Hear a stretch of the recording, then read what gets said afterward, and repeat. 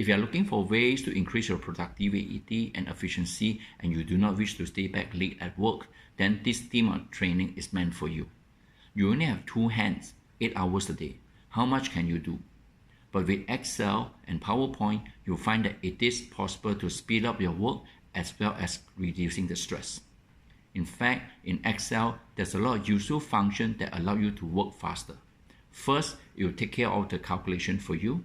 Number 2, you just need to do a one-time setup right. And once you've done that, you'll find that in future, you just have to update the data and Excel will take care of it for you.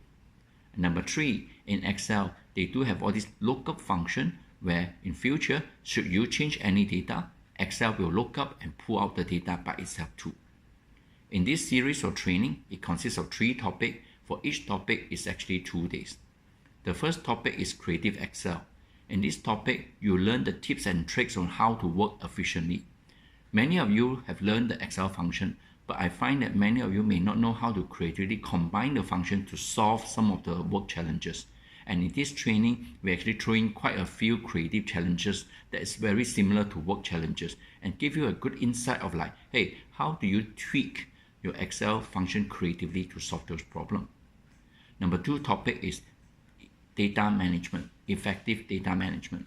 In this topic, for those who need to do a lot of cleaning of data, extracting of data, this will be a good topic for you, where you learn all the relevant Excel functions, how to use them creatively so that you can extract data, clean them, massage them effectively to prepare for more analysis on data consolidation.